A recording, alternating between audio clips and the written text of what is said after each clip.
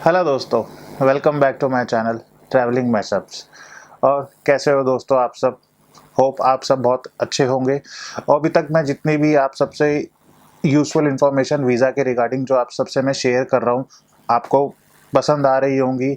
और मेरे पास में कमेंट्स भी आ रहे हैं काफ़ी सारे। काफ़ी कमेंट्स के तो मैंने जवाब भी इंस्टेंट मेल पे दे दिए हैं, कुछ को मैंने कमेंट बॉक्स में भी दे दिए हैं।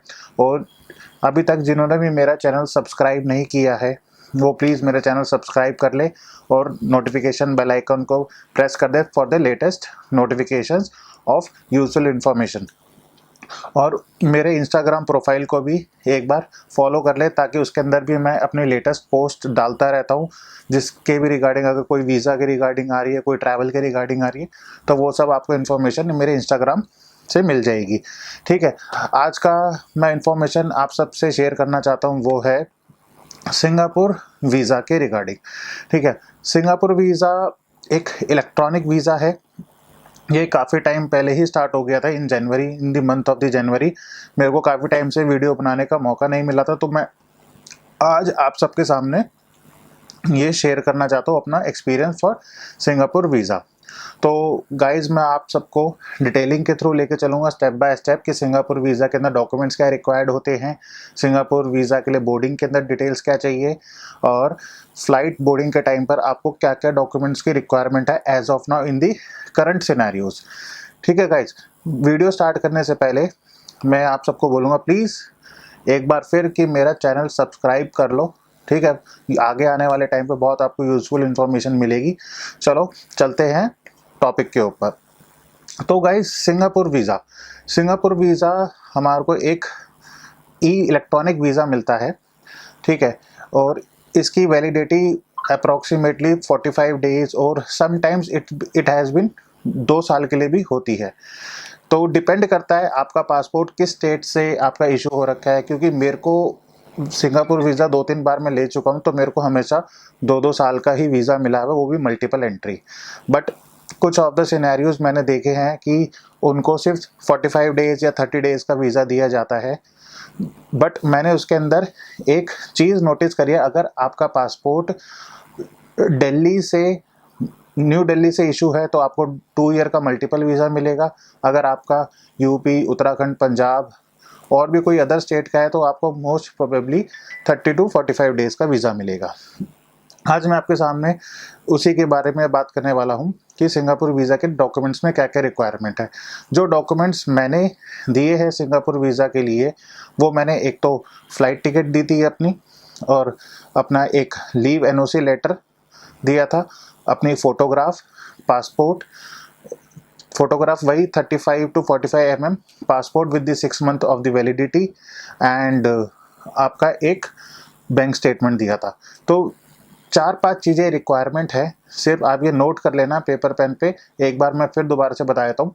Passport with 6 month of the validity, photograph, एक leave NOC letter from your employer, और मे बी आप सब कुछ बिजनेस कर रहे होंगे तो आपको उसके लेटर हेड के ऊपर एक लीव एनओसी की आप ओके हो जाने के लिए सिंगापुर एक लीव एनओसी लेटर चाहिएगा, और एक बैंक स्टेटमेंट फॉर 3 मंथ्स। तो इतने ही मैंने आप दिया था सिर्फ सिंगापुर वीज़ा के लिए। तो गाइज, अब हम चलते हैं सिंगापुर प्रोसेसिंग फ़ीस की। तो गाइज, सिंगापुर प्रोसेसिंग फ़ीस हमारी है 30 सिंगापुर डॉलर्स। 30 सिंगापुर डॉलर्स को अगर हम INR में कन्वर्ट करेंगे तो वो हो जाएगा 1500 अप्रॉक्सीमेटली। मैंने अराउंड एजेंट से करवाया था अपना वीज़ा ये, तो एजेंट के कुछ थे 300-400 रुपये चार्जेस, तो अप्रॉक्सीमेटली 1800 मेरा ये कॉस्ट लगा था सिंगापुर वीज़ा का, जिसके अंदर मेरे को 2 साल का मल्टीपल वीज़ा मिला। आप सबको मैं दिखा देता हूँ। मेरा सिंगापुर वीज़ा मैंने अपने हस्बैंड और वाइफ का दोनों का लगवाया था। ये आ गया है हमारा सिंगापुर वीज़ा, और साथ में ये रहे हमारे पासपोर्ट्स। तो मैंने एजेंट से लगवाया था ये सिंगापुर का वीज़ा।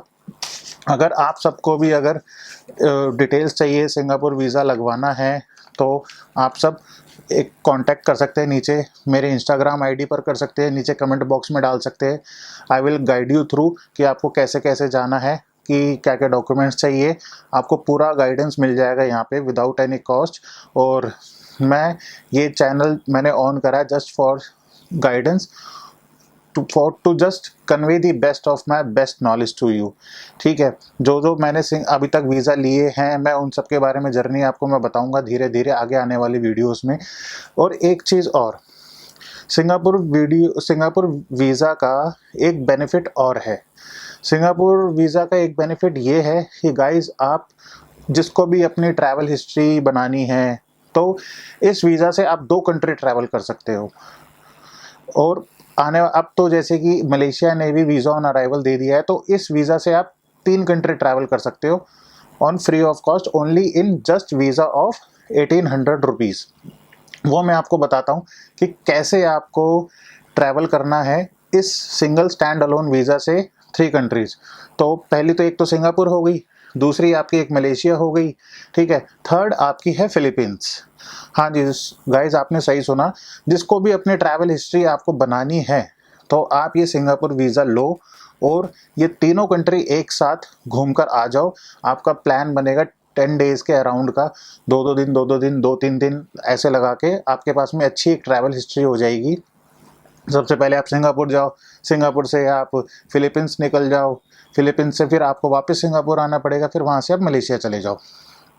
ठीक है, या तो आप ऐसे भी कर सकते हो कि सबसे पहले दिल्ली से सिंगापुर जाओ, सिंगापुर से मलेशिया जाओ, मलेशिया से आप फिलीपींस चले जाओ। अब आपको मैं बताता हूँ कि मलेशिया के अंदर क्या रूल्स एंड रेगुलेशंस है सिंगापुर वीज़ा को लेके। सिंगापुर वीज़ा को लेके मलेशिया में तो वीज़ा ऑन अराइवल चाहिए सिंगापुर का, ठीक है, तो आपको 14 डेज़ के लिए आपको एंट्री दे देंगे with the visa on arrival for charges of 2200 ringgit. ठीक है, ये आपको वहाँ पे करना होगा और आपको इजीली 14 डेज़ के लिए वीज़ा ऑन अराइवल मिल जाएगा। ये स्टार्ट हो गया है 1 जून, मतलब आज मैं वीडियो बना रहा हूँ, आज 1 जून है, तो ये आज से ही स्टार्ट हो गया है। ठीक है, अब मैं चलता हूँ अपनी थर्ड कंट्री फिलीपींस के ऊपर।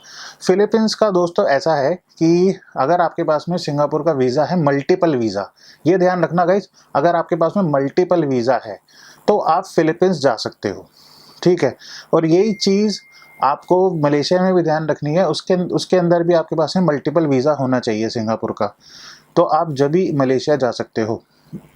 ठीक है, please correct me if I am wrong in this anything. ठीक है, क्योंकि मैंने अभी मलेशिया का ओपन हुआ है, तो मेरे को लोग बताएंगे कमेंट करके कि सिंगल एंट्री भी रिक्वायर्ड है और मे बी मल्टीपल एंट्री भी, but as of my knowledge कि मल्टीपल एंट्री होना चाहिए। और सेम ऐसे ही फिलीपींस के अंदर है, ये फिलीपींस के अंदर आपको मल्टीपल एंट्री का वीज़ा चाहिए सिंगापुर का।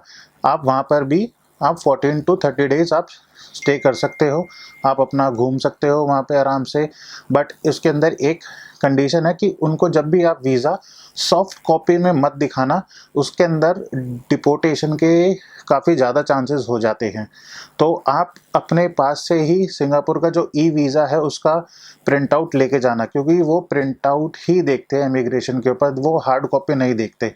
और थोड़ा सा टफ रहता है फिलीपींस का इमिग्रेशन, तो वेल प्रिपेयर होके जाना गाइस। आपसे वो कुछ अलग नहीं पूछेंगे, सिर्फ आपसे रिलेटेड ही पूछेंगे कि आप यहाँ क्या करने आए हो, ठीक है, आप कितने अमाउंट कैरी कर रहे हो। तो सफिशिएंट फंड अपने पास में शो करने के लिए रखना, वो इजीली आपको इमिग्रेशन से आपको क्लियर कर देंगे और आपको फिलीपींस का वीज़ा ग्रांट कर देंगे। ये जस्ट है सिंगापुर वीज़ा अगर जिनके पास में है, अदरवाइज़ आप फिलीपींस एंट्री नहीं ले सकते, आपको अलग से एक फिलीपींस का वीज़ा लेना पड़ेगा। वैसे फिलीपींस का वीज़ा ज़्यादा डिफ़िकल्ट नहीं है, इजीली मिल जाता है। मेरे पास में अभी नहीं है, बट इन फ्यूचर मैं फिलीपींस का भी वीज़ा अप्लाई करूँगा, तो मैं आपके साथ में पूरा शेयर करूँगा क्या डॉक्यूमेंट्स रिक्वायर्ड है, क्या क्या चीज़ें आपको और रिक्वायर्ड है। चलो दोस्तों, ये सब तो हो गई हमारे सिंगापुर वीज़ा और फिलीपींस वीज़ा की कहानी कि कैसे कैसे आपको ट्रैवल करना है, कैसे कैसे नहीं करना। अब आते हैं बोर्डिंग पार्ट के ऊपर। आप जब भी फ़्लाइट वगैरह में जाते हो तो आप हमेशा ही ये एक रूल बुक फॉलो कर लो कि आपको रिटर्न टिकट तो आपको रखनी ही रखनी है। ठीक है, अगर आपको रिटर्न टिकट आपको वहाँ जाके अगर कहीं और ट्रैवल करना, कोई और थर्ड कंट्री में, तो वहाँ से अपनी बेस कंट्री की एक रिटर्न टिकट तो आप ज़रूर रखो। उससे ये रहेगा कि इमिग्रेशन ऑफिसर आपके पास क्लियर रहेगा कि ये अपनी बेस कंट्री वापस आएंगे, कि ये अपनी कंट्री से स्टिक्ड हैं, तो ये वापस ज़रूर आएंगे। ठीक है, एक तो रिटर्न टिकट हो गया, बाकी RT-PCR अभी सिंगापुर में फुली वैक्सीनेटेड लोगों के लिए रिक्वायर्ड नहीं है, जो नॉन वैक्सीनेटेड हैं लोग उनके लिए RT-PCR रिक्वायर्ड है। ठीक है, ये तो हमारा हो गया 2 पार्ट। अब इसके अंदर थर्ड पार्ट, आपको वीज़ा तो चाहिए ही चाहिए जहाँ भी आप ट्रैवल कर रहे हो। और हमारा फोर्थ पार्ट इसके अंदर ये है कि pre arrival registration in Singapore website. आपको एक प्री अराइवल रजिस्ट्रेशन आपको एक फिल करके जाना होगा फॉर्म। जैसे आप वापस आप इंडिया आते हो तो आपको एयर सुविधा फॉर्म भरना पड़ता है, ठीक है, वापस इंडिया आने के लिए भी। तो मेक श्योर कि आपको एयर सुविधा फॉर्म भी भरना पड़ेगा जब आप दिल्ली वापस आओगे। और ऐसे ही आप अगर आप सिंगापुर कोई अदर कंट्री में जा रहे हो तो वहाँ का एक प्री अराइवल रजिस्ट्रेशन फॉर्म आपको फिल करना पड़ेगा, ठीक है। उसके अंदर बेसिक डिटेल्स रहती है, मैंडेटरी डिटेल्स रहती है, और passport number, your address and where are you staying, ठीक है, ये सब चीज़ें रहती है। तो गाइज मैं आज का वीडियो ज़्यादा लंबा ना करते हुए मैं आज यहीं ख़त्म करता हूँ, ठीक है। होप आपने ये वीडियो एंजॉय किया होगा, आपको एक यूजुअल इन्फॉर्मेशन मिली होगी मेरे थ्रू, और कैसे सिंगापुर का वीज़ा लेना है। अगर आप सबको कुछ गाइडेंस वगैरह चाहिए तो आप प्लीज़ कमेंट में मेंशन करो। मेरा इंस्टाग्राम ID मेंशन hiren.rai1, आप उसको फॉलो कर सकते हो और आप उस पर डायरेक्ट मैसेज भी कर सकते हो मेरे को, ठीक है। टिल देन मैं आपसे विदा लेता हूँ, bye bye, thank you so much.